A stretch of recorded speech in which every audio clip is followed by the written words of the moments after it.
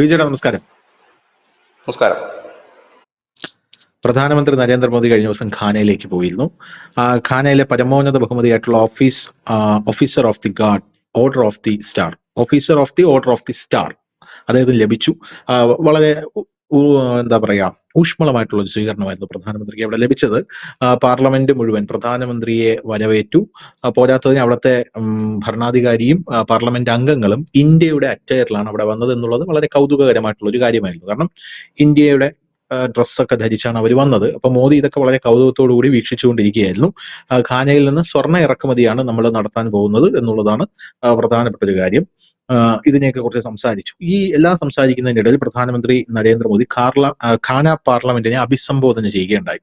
പക്ഷെ ഈ അഭിസംബോധനയ്ക്കിടയിൽ പ്രധാനമന്ത്രി നരേന്ദ്രമോദി പറഞ്ഞ ചില കാര്യങ്ങൾ അത് ഡൊണാൾഡ് ട്രംപിന് ഒരു താക്കീതാണ് എന്നുള്ള രീതിയിൽ ഇപ്പോൾ വ്യാഖ്യാനിക്കപ്പെടുന്നുണ്ട്. ഡൊണാൾഡ് ട്രംപ് നമുക്കറിയാം, ജൂലൈ 9-ാം തീയതിക്കകം നിങ്ങൾ വ്യാപാര കരാർ ഉണ്ടാക്കിയില്ലെങ്കിൽ ഞങ്ങൾ സകല കാര്യങ്ങൾക്കും താരിഫ് ഏർപ്പെടുത്തി കളയും എന്ന് പറഞ്ഞൊരു തെട്ടൂലമൊക്കെ ഇറക്കിയിരിക്കുകയാണ്. അപ്പൊ നമ്മുടെ വിദേശ പ്രതിനിധികൾ അവിടെ പോയിട്ട് സംസാരിക്കുന്നുണ്ട്, ട്രംപിനെ മെരിക്കാൻ ശ്രമിക്കുന്നുണ്ട്. പോരാത്തതിന് നമുക്കറിയാലോ, ഈ ട്രംപ് ഇനിയിപ്പോ ജൂലൈ 9 കഴിയുമ്പോൾ ഇനിയിപ്പോ എന്തെങ്കിലും വാവിട്ട് പറഞ്ഞു കഴിഞ്ഞാൽ അത് നമ്മൾ ഇന്നലെ തന്നെ ചർച്ച ചെയ്തതാണ്, വലിയ വിഷയവും. കാരണം പുടിനെ കുറിച്ച് ട്രംപ് പറയുന്നതൊക്കെ അറിയാലോ, പുടിന് വട്ടാണ് അങ്ങനെയാണെന്നൊക്കെ പറയുന്നുണ്ടല്ലോ. അപ്പൊ ഇയാളൊരു വിടുവായന. ഇപ്പൊ മോദിയെ കുറിച്ച് മാത്രമേ ഇയാൾ പറയാത്തതുള്ളൂ. മോദിയാണെങ്കിൽ സൈലന്റിലാണ് പ്രവർത്തിക്കുന്നത്, അറിയാലോ. വളരെ സൈലന്റ് ആയിട്ടാണ് മോദി കാര്യങ്ങൾ ചെയ്യുന്നത്. ഇപ്പൊ മോദിക്കെതിരെ എന്ത് വിമർശനങ്ങൾ വന്നാലും ബിജെപി ശ്രദ്ധിച്ചിട്ടുണ്ടാവും, പ്രത്യേകിച്ച് പറയേണ്ട കാര്യമില്ല, പുള്ളി ആ സമയത്ത് അതിനൊന്നും മറുപടി പറയില്ല. കാലാന്തരത്തിൽ പുള്ളി ആ വിമർശനങ്ങളെ ഓവർകം ചെയ്യുന്ന പ്രവർത്തനങ്ങൾ കാഴ്ചവെക്കും. അതാണ് പുള്ളി ചെയ്തുകൊണ്ടിരിക്കുന്ന കാര്യങ്ങൾ. ഇപ്പൊ കോവിഡിന്റെ സമയത്തൊക്കെ ആയിരുന്നാലും നമുക്കറിയാലോ, കോവിഡിന്റെ സമയത്ത് നമ്മുടെ രാജ്യം അതിഭീകരമായിട്ട് ഒരു ദിവസം നോക്കിയപ്പോൾ ഓക്സിജൻ കിട്ടാനില്ല, ആൾക്കാർ മരിക്കുന്നു, ഭയങ്കരമാണ്, ചക്കയാണ് മാങ്ങയാണ് തേങ്ങയാണെന്നുള്ള ലെവലിൽ നിൽക്കുന്ന രാജ്യം. ആ സമയത്ത് മോദി ഒന്നും പറഞ്ഞില്ല. അതിനുശേഷം നമ്മൾ കാണുന്നത് നമ്മുടെ രാജ്യം വാക്സിൻ ഉണ്ടാക്കി പല രാജ്യങ്ങളിലേക്കും കയറ്റി അയച്ച് ലോകരാജ്യത്തെ മരുന്ന് മാഫിയെ തന്നെ തകർത്ത് വിശ്വഗുരു എന്നൊരു പൊസിഷനിൽ നമ്മളെ രാജ്യം വരുന്നതാണ് നമ്മൾ കണ്ടത്. 145 കോടി ജനങ്ങൾക്കും ഫ്രീ ആയിട്ട് വാക്സിൻ കൊടുക്കുന്ന ഒരു രാജ്യമായി ഇന്ത്യ മാറി. ലോകരാജ്യങ്ങൾക്കൊക്കെ വലിയ അത്ഭുതമായിരുന്നു ഇത്. അപ്പൊ ആ ഒരു പ്രവർത്തനം പുള്ളി കാഴ്ചവെക്കും. അതുകൊണ്ട് മോദി അങ്ങനെ ആരെന്ത് പറഞ്ഞാലും നരേന്ദ്രമോദി തിരിച്ച് യാതൊരുവിധ മറുപടിയും പറയാനായിട്ട് പോകാറില്ല. ഇപ്പോ നമ്മുടെ 2 ഗവർണർമാരുണ്ടല്ലോ നമ്മുടെ കേരളത്തിൽ. ഒന്ന് ആരിഫ് മുഹമ്മദ് ഖാൻ ആയിരുന്നു. ആരിഫ് മുഹമ്മദ് ഖാൻ വളരെ ലൗഡാണ്.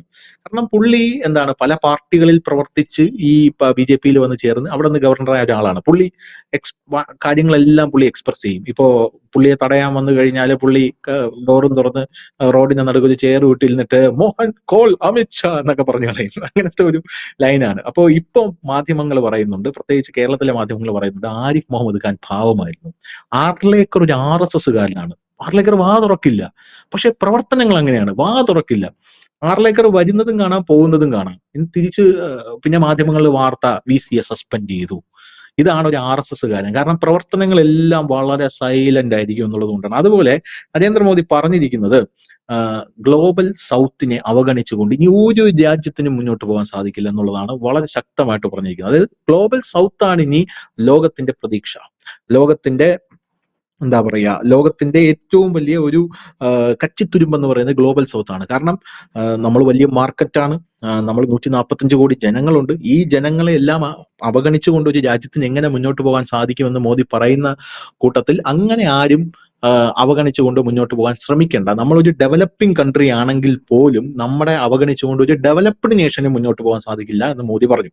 രണ്ടാമത് മോദി പറഞ്ഞൊരു കാര്യം വളരെയധികം നമ്മൾ പ്രതീക്ഷ വച്ചിരിക്കുന്ന ഒരു കാര്യമാണ്. 2047 ഓടുകൂടി ഇന്ത്യ ഈ ഡെവലപ്പിംഗ് നേഷനിൽ നിന്ന് ഒരു ഡെവലപ്ഡ് നേഷനായി മാറും എന്നുള്ള കൃത്യമായിട്ടുള്ള ഒരു വാക്കും നരേന്ദ്രമോദി അവിടെ പറഞ്ഞു വെച്ചു. അപ്പോൾ ലോക മാധ്യമങ്ങളൊക്കെ ഇത് ട്രംപിനിട്ടൊരു കൊട്ടല്ലേ എന്ന് പറഞ്ഞ് വ്യാഖ്യാനങ്ങൾ കൊടുക്കുന്നുണ്ട്. ഘാന പാർലമെന്റിൽ പോയി അങ്ങനെ പറഞ്ഞത്.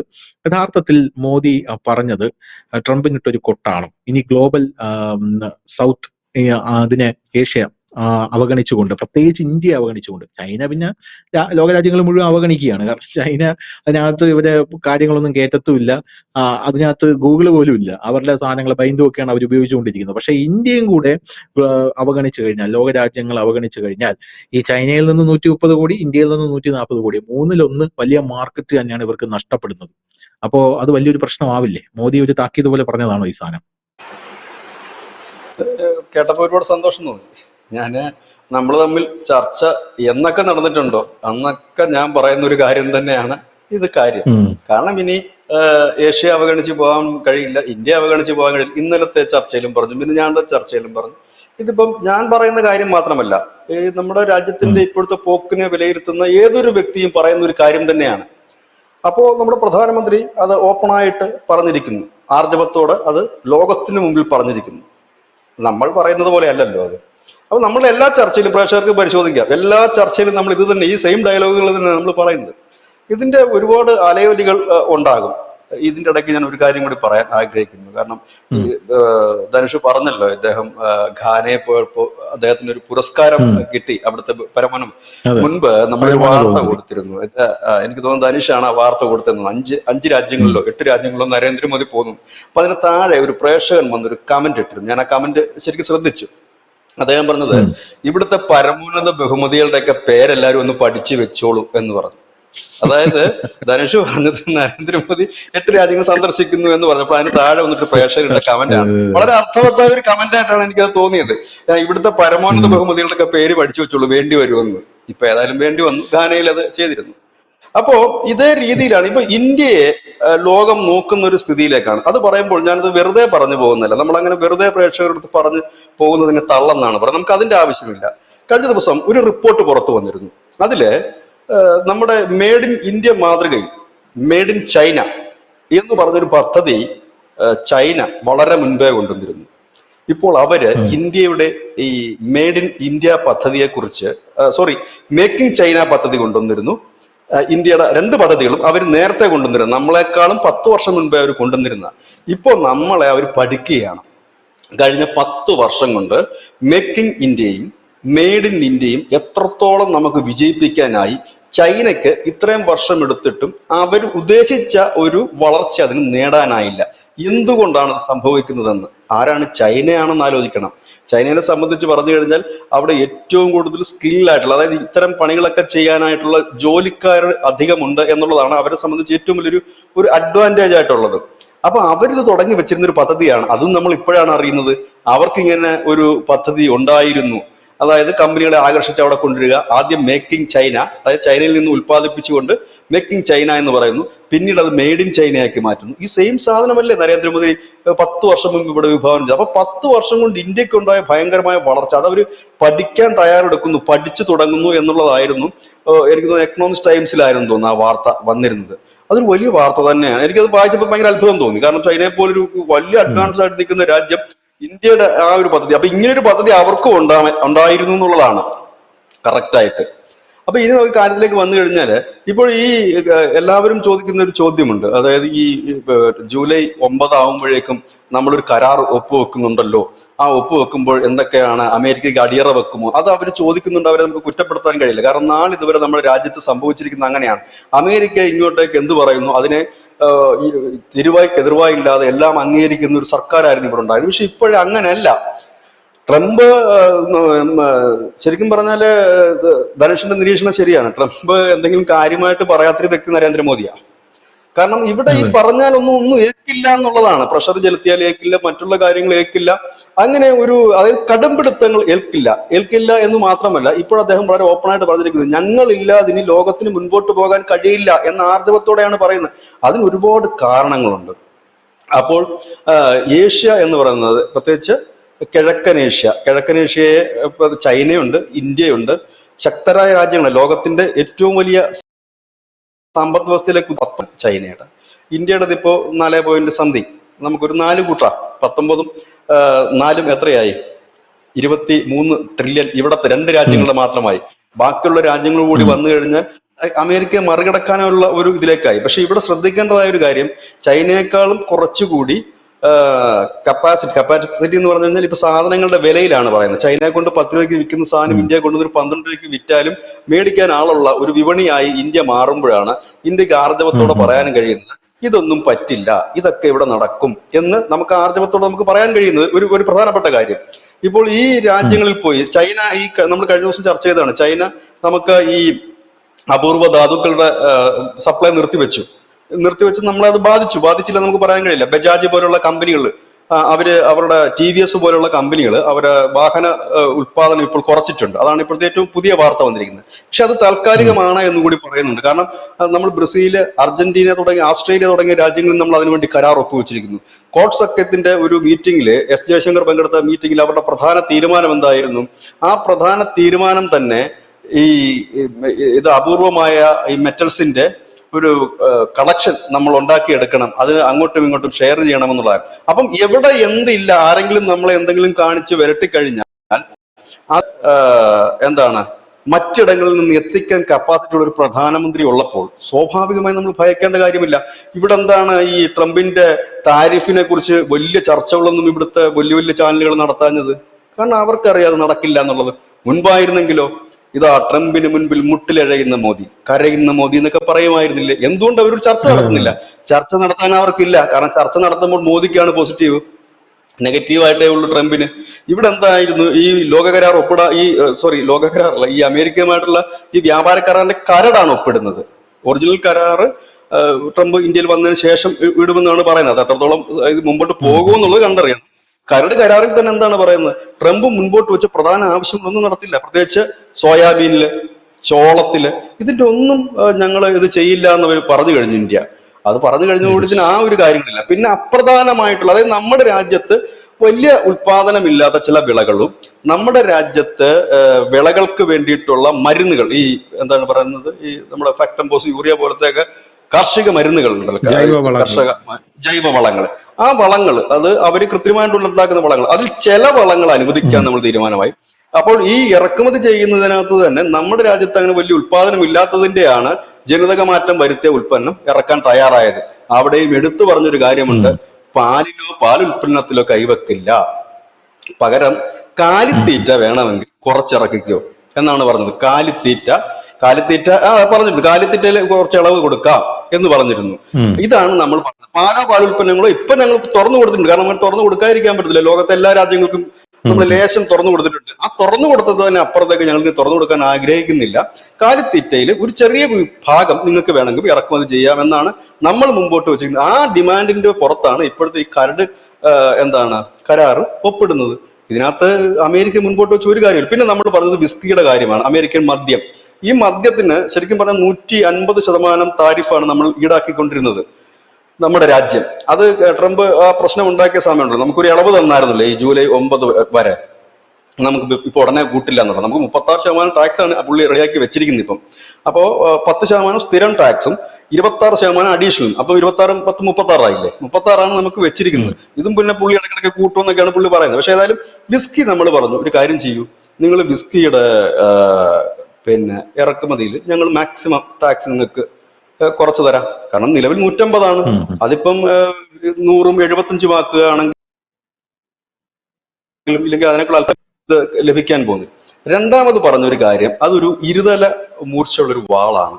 രണ്ടാമത് പറഞ്ഞ കാര്യം, ഈ കരാറിൽ പറയുന്നത് നിങ്ങളുടെ വാഹനം നിങ്ങൾക്ക് ഇന്ത്യയിലേക്ക് ഇറക്കുമതി ചെയ്യാൻ ചില ഇളവുകൾ തരും എന്നുള്ളതാണ്. ഇത് ആർക്കുള്ളതാണ് ഇരുതല വാളെന്ന് ഞാൻ പറഞ്ഞാൽ, ഇതിന്റെ ഒരു സൈഡ് ചൈനയാണ്. ചൈന എന്തുകൊണ്ടാണ് ഇപ്പോൾ ഈ അപൂർവ ധാതുക്കളുടെ സപ്ലൈ നിർത്തിവെച്ചത്? നമ്മുടെ രാജ്യത്തെ വാഹന വ്യവസായം ഡൗൺ ആകണം. നമ്മുടെ രാജ്യത്ത് ടാറ്റയും അതുപോലെ തന്നെ മഹീന്ദ്രയും അടക്കം നമ്മുടെ സ്വദേശത്തെ വാഹന നിർമ്മാതാക്കളും ഒപ്പം തന്നെ നമ്മുടെ രാജ്യത്ത് പ്രവർത്തിക്കുന്ന വിദേശ കമ്പനികളുണ്ട്. ആ കമ്പനികളുടെയും പ്രവർത്തനത്തെ അവതാളമാക്കുക, അവരുടെ ഡൗൺ ആക്കുക എന്നുള്ള ഒരൊറ്റ ലക്ഷ്യത്തോടു കൂടിയാണ് ചൈന ആ ഒരു തന്ത്രം പ്രയോഗിച്ചതെങ്കിൽ, ഇവിടെ ഇതാ മോദി പറയുന്നു അമേരിക്കയുടെ നിങ്ങൾ കാർ ഇറക്കിക്കോ, ഞങ്ങൾക്ക് അതിനകത്ത് നിങ്ങൾക്ക് വിട്ടുവീഴ്ച ചെയ്യാം, ഇത് ചൈനയ്ക്കുള്ളതാക്കിയതാണ്, അത് മര്യാദയ്ക്ക് നിരുന്ന് നിങ്ങളുടെ വണ്ടി ഇറക്കാമായിരുന്നല്ലോ. ഇപ്പൊ തന്നെ ഓൾറെഡി BYD കണക്കുള്ള കമ്പനികൾ, നമ്മുടെ ഒരു കമ്പനി കണ്ടോട്ടാന്ന് എനിക്ക് തോന്നുന്നു, ആ ഒരു കമ്പനിക്ക് നമ്മളോട് ഇത് കൊടുത്തിട്ടുണ്ട്. അപ്പൊ നിങ്ങൾക്ക് കൂടുതൽ കമ്പനി കിട്ടുമായിരുന്നല്ലോ, അതുകൊണ്ട് മുഷ്ക് വേണ്ട എന്നുള്ളതാണ് ആ പറഞ്ഞിരിക്കുന്നത്. അതുപോലെ തന്നെ എക്കണോമിക്സ് ടൈംസ് കഴിഞ്ഞ ദിവസം വന്ന് മറ്റൊരു ലേഖനത്തിൽ പറയുന്നത്, ഇന്ത്യയും ചൈനയുമായി വലിയ രീതിയിൽ തന്നെ ഒരു ശീതയുദ്ധം നടക്കുന്നുണ്ട്. അതായത് ഈ വളർച്ചയുടെ കാര്യത്തിൽ, വിപണനത്തിന്റെ കാര്യത്തിൽ, ബിസിനസിന്റെ കാര്യത്തിൽ നടക്കുന്നുണ്ട്. അതിൽ ഇന്ത്യക്ക് ഒരു മേൽക്കൈ കിട്ടുന്നുണ്ട് എന്ന് അവർ വ്യക്തമായി തന്നെ പറയുന്നുണ്ട്. കാരണം ഇതാണ് ഇന്ത്യയുടെ ഇപ്പോഴുള്ള കപ്പാസിറ്റി. അതായത് ഇച്ഛാശക്തിയുള്ള ഒരു ഭരണാധികാരി വരുമ്പോൾ ആ ഭരണാധികാരിയുടെ കീഴിൽ രാജ്യത്ത് അതിനനുസരിച്ചുള്ള ഡെവലപ്മെന്റ് ഉണ്ടാകുമ്പോൾ അവർക്ക് എവിടെയും നെഞ്ചു നിവർത്തി പറയാൻ പറ്റും, ഞങ്ങൾക്ക് പർച്ചേസിങ് കപ്പാസിറ്റി ഉണ്ട്, മേടിക്കാനുള്ള കപ്പാസിറ്റി ഉണ്ട്, ഞങ്ങൾക്ക് ആരും ഭയക്കേണ്ട കാര്യമില്ല, അതുകൊണ്ട് നിങ്ങൾക്ക് വേണമെങ്കിൽ നിങ്ങൾ ചെയ്യുക, ഇല്ല നിങ്ങൾ ചെയ്യണ്ട എന്ന് പറഞ്ഞാൽ അവിടെ തീരുന്നതേ ഉള്ളൂ കാര്യങ്ങൾ. കാരണം അവര് ഇപ്പൊ ചൈനയെ സംബന്ധിച്ച് പറഞ്ഞാലും നരേന്ദ്രമോദി പറയുന്നത് പോലെ ചൈനയ്ക്ക് അമേരിക്കയോട് ഒരിക്കലും കടുംപെട്ട് വെട്ടാൻ കഴിയില്ല. കാരണം ചൈനയെ സംബന്ധിച്ച് പറഞ്ഞു കഴിഞ്ഞാൽ അവരുടെ കയറ്റുമതിയുടെ 74% പോകുന്ന അമേരിക്കയിലേക്കാണ്. കാരണം അവിടെയാണ് അവർക്ക് ഇൻകം കൂടുതൽ കിട്ടുന്നത്. നമ്മളെ സംബന്ധിച്ച് നമുക്ക് ആ ഒരു പ്രശ്നം വലുതായിട്ട് വരുന്നില്ല. നമുക്ക് ഒരുപക്ഷെ അവിടെ നിരോധനം ഏർപ്പെടുത്തിയാൽ പോലും വലിയ രീതിയിൽ നമ്മളെ എഫക്ട് ചെയ്യാനും പോകുന്നില്ല. കാരണം ഇതിനോടകം തന്നെ നരേന്ദ്രമോദി 11 വർഷം കൊണ്ട് ലോകത്തെ എല്ലാ ചെറുകിട രാജ്യങ്ങളുമായിട്ട് നല്ല ബന്ധങ്ങളാണ് ഊട്ടിയുറപ്പിച്ചിരിക്കുന്നത്. ഇപ്പോൾ ചെറുകിട രാജ്യങ്ങൾ നോക്കുന്നത് എന്താണെന്ന് ചോദിച്ചു കഴിഞ്ഞാല്, മുൻപ് അമേരിക്കയുടെ സാമന്തന്മാരായിട്ട് എന്ന ചെറുകിട രാജ്യങ്ങളൊക്കെ ഇപ്പം നോക്കുന്നത് ഇന്ത്യയുമായി ഒരു കണക്ഷൻ വെച്ച, മുമ്പ് എല്ലാവരും ഈ ആയുധ ബലത്തിന്റെ കരുത്തിലായിരുന്നു സഖ്യങ്ങൾ. അമേരിക്ക ഒരുപാട് ആയുധങ്ങളുണ്ട്, നമ്മളെ ആക്രമിച്ചാൽ അമേരിക്ക. ഇപ്പൊ അങ്ങനെയല്ല. ഇപ്പൊ നോക്കുന്നത് നമുക്കും എന്ത് കിട്ടും, ഈ ഇവന്മാരുടെ കൂടെ പോയാൽ, ഇല്ല ഇന്ത്യയുടെ കൂടെ പോയാൽ നമുക്ക് എന്തെങ്കിലും കിട്ടും, നമുക്ക് എന്തെങ്കിലും പ്രയോജനമുണ്ട്. എല്ലാവരും അങ്ങനെ, സൗദി അടക്കം അങ്ങനെയാണ് നോക്കുന്നത്, എല്ലാ രാജ്യങ്ങളും അങ്ങനെ നോക്കും. അങ്ങനെ വന്നപ്പോഴേക്കും കഥ മാറി. അതായത് ശക്തൻ എന്ന് പറഞ്ഞാൽ ആയുധബലത്തിലല്ല, പകരം നമ്മുടെ രാജ്യത്തിന് എന്ത് നേട്ടം ഉണ്ടാക്കാൻ കഴിയും, അത് ഇവര് ഹെൽപ്പ് ചെയ്യുമെങ്കിൽ ഇവരുടെ കൂടെ നിൽക്കുന്നതല്ലേ ലാഭം. അല്ലാതെ അമേരിക്കയുടെ കൂടെ പോയി നിന്നിട്ട് അവരുടെ വിമാനവും വാങ്ങി അവരുടെ ആയുധവും വാങ്ങി അവർക്ക് അങ്ങോട്ട് പണം കൊടുത്തില്ലെങ്കിൽ അവരിവിടെ അവരുടെ കമ്പനികൾ ഇവിടെ വന്നിട്ട് ഇവിടെ ഞങ്ങളുടെ ഖനനം ചെയ്തുകൊണ്ട് പോയിട്ട് എന്തെങ്കിലും നക്കാപ്പിച്ച് ഞങ്ങൾക്ക് തരുന്നതാണോ നല്ലത്, അതോ നമുക്ക് നേരിട്ട് ഇടപാട് നടത്തി എന്തെങ്കിലും കിട്ടുന്നതാണോ നല്ലത് എന്നുള്ള നിലയിലേക്ക് മാറ്റിയെടുക്കാൻ നരേന്ദ്രമോദിയുടെ 11 വർഷം കഴിഞ്ഞു എന്നുള്ള യാഥാർത്ഥ്യം. എനിക്ക് തോന്നുന്നു ലോകത്ത് തന്നെ ഇത്രയേറെ രാജ്യങ്ങൾ നിരന്തരം സന്ദർശിച്ച് ഇത്രയേറെ ബന്ധങ്ങൾ സ്ഥാപിച്ച വേറൊരു ഭരണാധികാരി ഇല്ല. നമുക്ക് ഉദാഹരണത്തില്ല, നമുക്ക് നെറ്റ് ഉണ്ടല്ലോ, ഇപ്പൊ എല്ലാവർക്കും കയ്യിൽ ഗൂഗിൾ ഉണ്ടല്ലോ, ഗൂഗിളിലൊന്ന് സെർച്ച് ചെയ്ത് നോക്കൂ. ഏത് ഭരണാധികാരി ഇത്രയും വർഷത്തിനിടയ്ക്ക് ഇത്ര രാജ്യങ്ങളിൽ പോയിട്ട് ഇത്ര ഡീലുകൾ ഒപ്പിട്ടു എന്ന് നോക്കിയാൽ മാത്രം മതി. അവിടെ അറിയാം റേഞ്ച് ഭയങ്കരമാണ്. എനിക്ക് തോന്നുന്നത് ഒരു കിലോമീറ്റർ എന്നല്ല, ഒരു വലിയ ദൂരത്തിലേക്ക് മോദി മുന്നേറി കഴിഞ്ഞിരിക്കുന്നു. എല്ലാ ഭരണാധികാരിയും നോക്കൂ, എല്ലാ രാജ്യത്തിനും, പുട്ടിനെ നോക്കൂ, ട്രംപിനെ നോക്കൂ. എനിക്ക് തോന്നുന്നത് ട്രംപാണ് പിന്നെയും കുറച്ചുകൂടിയൊക്കെ ഇതിനു വേണ്ടിയിട്ട് ഇറങ്ങിത്തിരിച്ചിരിക്കുന്ന ഒരു വ്യക്തി. പക്ഷെ ഇവിടെ അങ്ങനെയല്ല. മോദി പോയിരിക്കുന്നു നോക്കൂ, വലിയവനെ നോക്കിയല്ല പോയത്, ചെറിയവരെ നോക്കിയ ആസിയാൻ രാജ്യങ്ങളിൽ പോയിരുന്നു, ആഫ്രിക്കയുടെ ചെറിയ ചെറിയ രാജ്യങ്ങളിൽ പോയിരുന്നു. അങ്ങനെ ചെറിയവരെ എല്ലാം കൂടെ കണക്ട് ചെയ്ത് കൊണ്ടുവന്ന് നമ്മുടെ വിപണി നമ്മൾ ഭദ്രമാക്കി. വിയറ്റ്നാമിൽ നിന്നുള്ള ഒരു കാർ കമ്പനിക്ക് നമ്മളിപ്പോൾ വിൻഫാസ്റ്റ് എന്ന് പറയുന്ന ഒരു കാർ കമ്പനിയാണ്, വിൻസ്റ്റാർ ആണോ വിൻഫാസ്റ്റ് ആണോ എന്നറിയില്ല, അവർ ലോഞ്ച് ചെയ്യാൻ പോവുക. കാർ കമ്പനി ചെന്നൈയിലാണ്, അവർ പോവുക. വിയറ്റ്നാമിൽ നിന്നൊക്കെ ഒരു കാർ കമ്പനിക്ക് കൊടുക്കുക എന്ന് പറഞ്ഞു കഴിഞ്ഞാൽ അതൊരു വലിയ വിജയമാണത്. ഈ വിയറ്റ്നാമിൽ നിന്നാണ് ചൈനയേക്കാൾ വില കുറഞ്ഞ സാധനം വിയറ്റ്നാമിൽ നിന്നാണ് വാങ്ങുന്നത്. അവിടെ നിന്നാണ് നമ്മൾ ഇങ്ങനെ ഒരു സാധനം കൊടുക്കുന്നത്. കാരണം ഭാവിയിൽ ആ ഒരു വഴിയും ചൈനയ്ക്ക് വേണമെങ്കിൽ അടയ്ക്കാന്നല്ല, ഇന്ത്യക്ക് വേണമെങ്കിൽ അടയ്ക്കാം ചൈനയുടെ ആ വഴിയും. കാരണം നല്ലൊരു ബന്ധം വിയറ്റ്നാമുമായിട്ട് മുൻപോട്ട് പോവുകയാണെങ്കിൽ ഈ ചൈനയ്ക്ക് സപ്ലൈ ചെയ്തുകൊണ്ടിരിക്കുന്ന അതേ സാധനം അതേ റേറ്റിൽ ഇന്ത്യക്ക് കിട്ടും. അപ്പൊ ചൈനയേക്കാളും കുറഞ്ഞ റേറ്റിന് ഈ സാധനങ്ങൾ നമുക്ക് കിട്ടും. ചൈനീസ് ഉൽപ്പന്നങ്ങളെക്കാൾ കുറഞ്ഞ റേറ്റ് കൊണ്ടായിരിക്കുമല്ലോ ചൈന അവിടെ പോയി നിൽക്കുന്നത്. ഇതാണ് ഇതിനകത്ത് ഒരു വലിയ കാര്യം ഇതിനകത്ത്. അത് മാത്രവുമല്ല, ഇനി ഇന്ത്യ ഇല്ലാതെ, ഇല്ലെങ്കിൽ ഏഷ്യയിലെ ഇന്ത്യയും ചൈനയും ഇല്ലാതെ മുൻപോട്ടൊരു ലോകക്രമം ഇല്ല എന്ന് തന്നെയാണ് യാഥാർത്ഥ്യം. കാരണം ആയുധബലത്തിന്റെ കരുത്തിൽ ഇനി മുൻപോട്ട് പോകാൻ കഴിയില്ല. ആയുധമുണ്ടെന്ന് പറഞ്ഞിട്ട് വയറ്റിലോട്ട് പോകണ്ടേ, ജീവിക്കണ്ടേ, മുമ്പോട്ട് പോകാൻ പണം ആവശ്യമാണ്, അനിവാര്യമായ ഘടകം. ഇത് തന്നെയാണ് നരേന്ദ്രമോദി കൃത്യമായി തന്നെ പറഞ്ഞത്. അതുകൊണ്ടാണ് അദ്ദേഹം എപ്പോഴും പറയുന്നത് ഇത് യുദ്ധത്തിന്റെ യുഗമല്ല എന്ന്. അദ്ദേഹം എപ്പോഴും പറയുന്നൊരു കാര്യം അതാണ്, യുദ്ധത്തിന്റെ യുഗമല്ലത്, നമുക്ക് ഡെവലപ്പ് ആകാൻ വേണ്ടിയിട്ടുള്ള യുഗമാണ്. നമുക്കറിയാം കോവിഡിന് ശേഷം ഈ ലോകത്തിന്റെ സാമ്പത്തിക വ്യവസ്ഥ താറുമാറായി. അവിടെ പിടിച്ചു നിന്ന ചുരുക്കം ചില രാജ്യങ്ങളൊന്നും ഇന്ത്യയാണ്, ബാക്കിയുള്ള രാജ്യങ്ങളെല്ലാം തകർന്നു തരിപ്പണമായിട്ട്. അതുകൊണ്ടാണ് അവർ യുദ്ധത്തിന്റെ സമയമല്ല ഇതെന്ന് പറയാൻ നോക്കുന്നത്, അവർ പറയാൻ ശ്രമിക്കുന്നത്. ഇത് ഏകദേശം രാജ്യങ്ങൾക്ക് മനസ്സിലാകുന്നത് കൊണ്ടാണ് കൂടുതൽ രാജ്യങ്ങളിലേക്ക് അദ്ദേഹം പോകുന്നതും കൂടുതൽ കരാറുകൾ അദ്ദേഹം ഒപ്പിടുന്നതും. പഴയ കാലത്തെ നമ്മൾ ചരിത്രങ്ങളൊക്കെ ഒന്ന് പരിശോധിച്ച് ഇതേപോലെ വളരെ ഈസി ആയിട്ട് പോയി കരാറുകൾ ഒപ്പിടാൻ കഴിയില്ലായിരുന്നു. കാരണം ഇവിടുന്ന് ഒരു പ്രധാനമന്ത്രി വരുന്നതിന് മുമ്പ് തന്നെ അവിടെ വിളിച്ച് ചോദിക്കണം വൈറ്റ് ഹൗസിൽ, ഇങ്ങനെ ഒരു പാർട്ടി വരുന്നുണ്ട്, എങ്ങനെ എത്തിക്കണോ വേണ്ടയോ, കേട്ടണോ വേണ്ടയോ. ഇവിടുത്തെ ഈ ഇന്ത്യയിലെ എത്ര പ്രധാനമന്ത്രിമാർക്ക് ഇത്രയും പുരസ്കാരങ്ങൾ ലോകത്തുനിന്ന് കിട്ടിയിട്ടുണ്ട്? കിട്ടാത്തത് മറ്റൊന്നും കൊണ്ടായിരുന്നില്ല, മറ്റവരെ പിണക്കണ്ടെന്ന് കരുതി കൊടുക്കാത്തതാണ്. അവരെ പിണക്കി കഴിഞ്ഞാൽ പ്രശ്നമാണ്, കൊടുത്തു കഴിഞ്ഞാൽ. ഇനി കരാർ ഒപ്പിട്ട് കഴിഞ്ഞാൽ അത് പ്രശ്നമാണത്, അവരല്ലേ ഫണ്ട് തരുന്ന പ്രശ്നമാകുന്നു. ഇപ്പൊ ആ പ്രശ്നങ്ങളൊക്കെ നരേന്ദ്രമോദി മാറ്റിമറിച്ചിരിക്കുന്നു. ഇന്ത്യ വിശ്വഗുരു എന്നൊരു പദവിയിലേക്ക് പോകുന്നു എന്നുള്ളതിന് വ്യക്തമായ തെളിവ് തന്നെയാണത്. ഈ വിശ്വഗുരു എന്ന് പറയുമ്പോൾ പലർക്കും ഒരു തെറ്റിദ്ധാരണ ഉണ്ടാവും, നരേന്ദ്രമോദിയാണ്.